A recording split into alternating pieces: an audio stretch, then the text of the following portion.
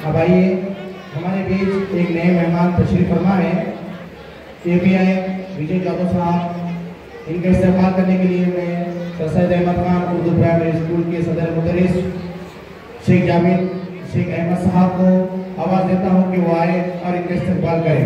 इनके लिए जोरदार क्लैप कीजिए।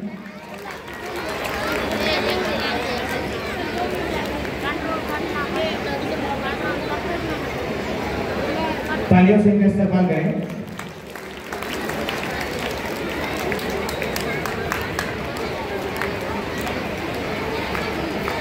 माशाल्लाह। चलिए अब मैं आखिर में त्रियंबक पुलिस साहब, गढ़ शिक्षण अधिकारी, पंचायत समिति जिंदू, इनसे दरख्वास्त करता हूँ कि आप 2 लफ्जों में प्रोग्राम के ताल्लुक से अपने ख्यालात का इजहार करें। त्रियंबक पुलिस साहब आपकी समातों के हवाले से।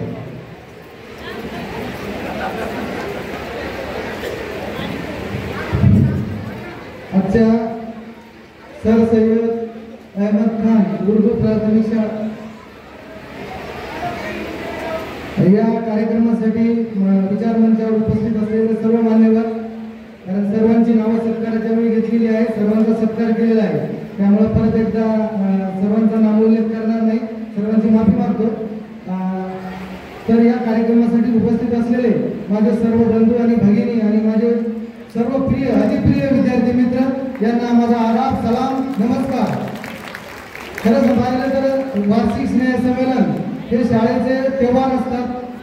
हे सर्वात मोठे त्योहार, जसे आपले त्योहार आहेत, हिंदू धर्मामध्ये त्योहार आहेत, मुस्लिम धर्मामध्ये त्योहार आहेत, ईद आहे, रमजान आहे, दिवाळी आहे, तसे या प्रकारचे शाळेचे सर्वात मोठे त्योहार म्हणजे वार्षिक स्नेह संमेलन, आनंद नगरी, बक्षीस वितरण कार्यक्रम।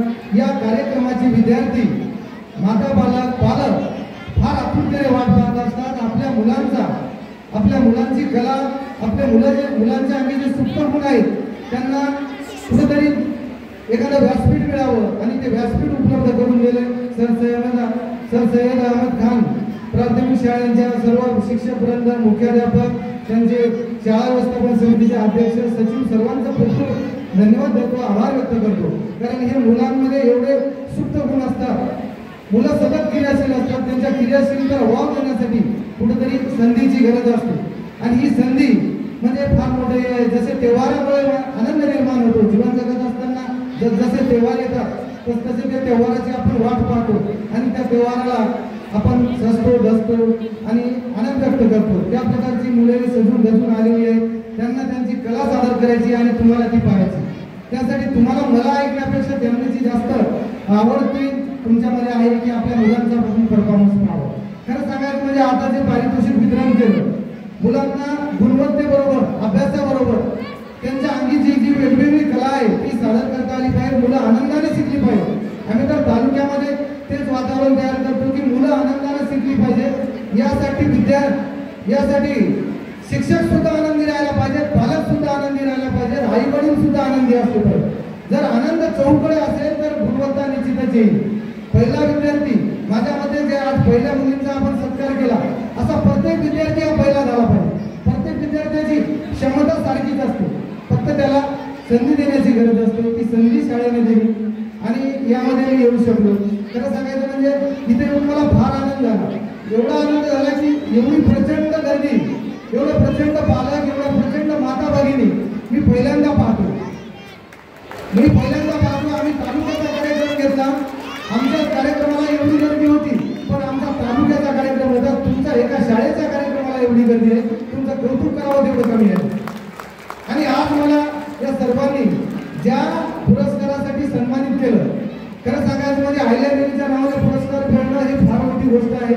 कारण अहिल्यादेवीने जी पुण्याची कामं केलेली आहेत, समाजामध्ये जी पुण्याची कामं केलेली आहेत, त्या देवीच्या नावानं मला छोटा का होईना पण पुरस्कार मिळाला, पण त्या पुरस्काराला आपल्या शाळेने त्याची दखल घेऊन मला ते गौरवित केलं, त्याबद्दल मला खूप आनंद झाला। त्या आनंदाला पारावार नाही। खरं सांगायचं म्हणजे तसंच ही मुलं तुमची मोठी होऊन त्यांना आज जे छोट्यासा पुरस्कार मिळाला आहे त्याचा मोठ्या पुरस्कारात रूपांतर हो आणि आपल्याला मोठ्यात मोठ्या स्टेजवर, मोठ्यात मोठ्या व्यासपीठावर आपल्या पाल्याला, आपल्या पालकाला, माता पालकांना जाण्याची संधी प्राप्त हो, एवढी सदिच्छा व्यक्त करतो आणि थांबतो। जय हिंद, जय महाराष्ट्र।